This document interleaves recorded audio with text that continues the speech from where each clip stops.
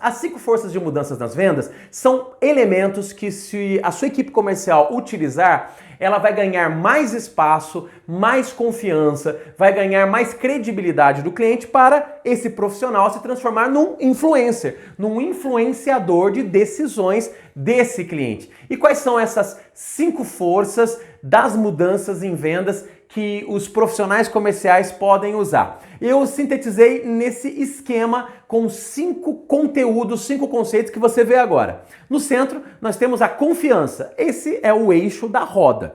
Essa roda só vai girar se tiver confiança, concorda? E o que é confiança? É gerar resultados, mas também demonstrar caráter. Vou explicar isso melhor. E os outros elementos que aqui estão é o elemento da autoridade, que é ser um influenciador das escolhas, o elemento do relacionamento, que é ter a porta aberta para ser ouvido pelo cliente, o elemento da curadoria, que é apoiar o cliente na identificação de oportunidades, e o elemento do liderar a mudança, que significa você incentivar as mudanças no mindset do cliente. Essas são as 5 forças que um profissional comercial, um profissional de vendas pode usar, tá ok? Então, o que significa ser um agente de mudanças dos clientes? Significa você começar pela credibilidade, que é você conseguir o grau de confiança necessário, que é como se fosse uma árvore. A confiança é um fruto que se colhe numa relação com qualquer pessoa e também na relação comercial. Para isso, para colher a confiança, o profissional comercial, ele tem que ter a credibilidade pessoal. Enfim, ele tem que ser uma pessoa crível.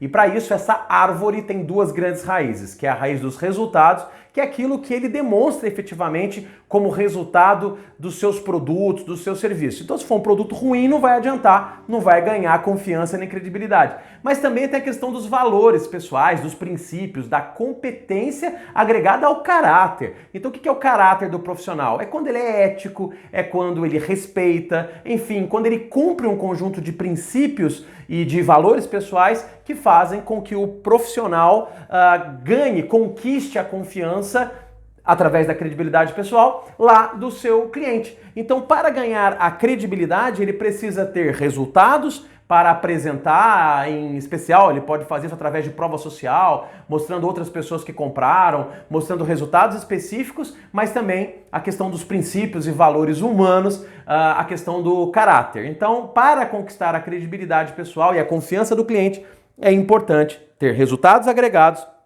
e ter também o caráter de um bom profissional. Senão não consegue. Se não tiver esse centro da roda, a roda não gira.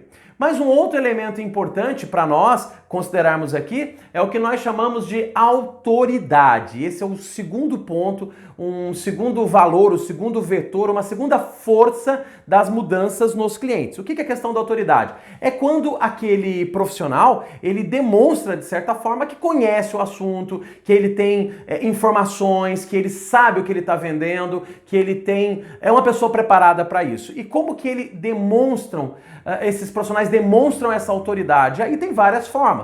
Por exemplo, nós vemos alguns ensinando coisas nas redes sociais. Eu vejo, por exemplo, autônomos da área da saúde, da estética, colocando a cara nas redes sociais e dando dicas, ensinando coisas para os clientes. Eu também recebi já no WhatsApp de lojas alguns profissionais de vendas dessas lojas me mandando vídeos onde eles explicavam como funcionava algum determinado produto ou serviço que eles estavam vendendo. Na verdade, produtos, né? Era como se fosse um tutorial de como funcionava aquela máquina de lavar ou qual era o recurso que tinha naquele carro que ele estava vendendo. Dessa forma, ele está ensinando alguma coisa para o cliente e o cliente percebe efetivamente que aquele profissional, ele é alguém que sabe o que está fazendo, ele ganha a credibilidade também, que é o centro da roda, a confiança, mas ele ganha essa confiança a partir dessa capacidade de ensinar, de abordar o cliente com informações que são relevantes. E isso nós chamamos de ganhar a autoridade, que é um gatilho importante para as vendas, né? Conquistar a autoridade efetiva a partir dessa postura de conhecimento, de explicar alguma coisa de um jeito mais interessante, de usar algum storytelling, alguma história para envolver o cliente, e isso faz toda a diferença. Então a autoridade tem a ver com isso. Os clientes compram mais quando aprendem alguma coisa nova. No meu segmento, no meu trabalho, isso é totalmente verdade, né? Quando um profissional de educação corporativa, quando um treinador, quando um professor demonstra que ele conhece aquele assunto, que ele sabe o que ele está falando, ele conquista a autoridade. As pessoas falam, poxa, eu vou ouvir essa pessoa. Mas a mesma coisa serve para qualquer agente de mudanças dos clientes. Se aquele cliente vai até um profissional de vendas, de atendimento, de marketing e fala assim, poxa, deixa eu ver o que essa pessoa tem a dizer, porque tudo que ela tem a dizer é relevante, é importante para mim, sempre gera um aprendizado novo, gera uma informação nova, é muito provável que ele vai se deixar influenciar, vai se deixar levar pelas visões de valor desse profissional comercial, ok? Um outro elemento importante dentro desse ciclo, né, dentro dessas 5 forças, é o que nós chamamos de relacionamento. O que nós podemos explicar pela importância do relacionamento? É o que está aí. Os filtros e barreiras são menores quando a opinião vem de amigos, é isso que eu quero dizer.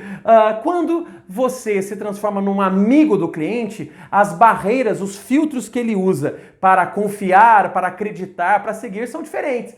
Por exemplo, se uma pessoa que você conhece, que você sabe que gosta de você, claro, que você confia, e essa pessoa te dá um conselho, é mais provável de você seguir esse conselho do que de um desconhecido. Então, quando o profissional comercial, ele busca uma abordagem de relacionamento, ou seja, ele busca uma abordagem de perpetuação dos negócios através daquilo que nós já conhecemos, é usado há muito tempo, mas de um relacionamento de pós-venda, não é? De um trabalho adicional, quando a pessoa faz aniversário, dá os parabéns para ela, tem um trabalho de CRM, né? De relacionamento, de gestão de relacionamento dos clientes, enfim, tudo isso vai gerando relacionamento que de forma mais personificada pode fazer com que aquela empresa ganhe um estágio adicional, um ponto adicional no coração daquele cliente ou até mesmo aquele profissional, agente de vendas, também ganhe esse estágio, esse espaço adicional no coração do cliente. E isso faz com que o cliente seja mais aberto para as sugestões e percepções desse profissional que vem sugerir a ele alguma venda adicional, algum produto de maior valor agregado. Bom, um outro elemento importante, uma força adicional, lembrando que a primeira delas é o que está no centro, é a confiança e depende da credibilidade, mas além da autoridade e do relacionamento, um outro elemento importante é esse que está aí, que é a curadoria. O que significa curadoria? Conforme está escrito aí, você percebe que existe um oceano de possibilidades e opções, não é verdade? Hoje o mercado ele tem muitas coisas a serem apresentadas e muitas até parecidas umas com as outras. Então, no oceano de opções, quem ajuda a escolher se transforma em um mentor. E é isso que eu estou sugerindo aqui. É interessante que esse profissional comercial, ele se transforme num mentor do cliente. E como é que ele faz isso? No papel de curador. O que é curadoria? É ajudar a pessoa a perceber entre as possibilidades qual resolve mais o problema dele. Por isso ele tem que ser ético e a confiança é o que está no centro da roda. Por exemplo, os professores como eu, eles são de certa forma curadores de conteúdos, concorda? Entre tantas coisas disponíveis em livros, em internet, em vídeos, o professor, o consultor, o palestrante, ele ajuda a pessoa a descobrir algo que é importante, relevante para ela de um jeito mais filtrado, mastigado, a partir dessa autoridade, desse conhecimento que ele tem. A mesma coisa serve para um profissional de vendas, um profissional comercial. O papel dele é, entre um mar de opções, ajudar as pessoas a perceberem que aquele produto, aquele serviço é o que agrega mais valor. Por exemplo, no varejo, é muito provável que tenha 2, 3, 4 marcas, 2, 3 modelos diferentes, onde você pode sugerir ao cliente uma que atenda melhor as expectativas dele. Além disso, ele pode também, de certa forma, ajudar o cliente a perceber antes qual que é a dor que ele tem, porque muitos clientes chegam sem saber a dor, né? Ele fala, olha, eu preciso de um produto para tal situação. Quando você começa a entender a situação, você percebe que às vezes não é aquele produto, é outro produto, é outro serviço. Então, o que um bom profissional comercial faz? Ele se transforma nesse curador. Antigamente nós falávamos que era um consultor de vendas. Ok, só que o consultor de vendas, ele está naquele segundo pilar, que é a venda centrada na solução. A palavra consultor de vendas se aplica bem àquilo. Para as vendas centradas em mudanças de mindset, eu prefiro a palavra curador, porque o papel do profissional é gerar essa curadoria entre informações, percepções, aprendizados, enfim, um conjunto de coisas para o cliente perceber e falar, puxa, eu preciso disso porque isso é melhor do que aquilo que eu imaginava precisar num primeiro momento. Um último elemento importante para nós é o que nós chamamos de liderar a mudança ou liderança de mudança. Mais uma vez, essa liderança não tem a ver com cargo, tem a ver com a habilidade de liderar o pensamento do cliente para que ele decida efetivamente algo mais interessante para ele e também, consequentemente, como eu sempre repito, para as nossas empresas, para os nossos negócios.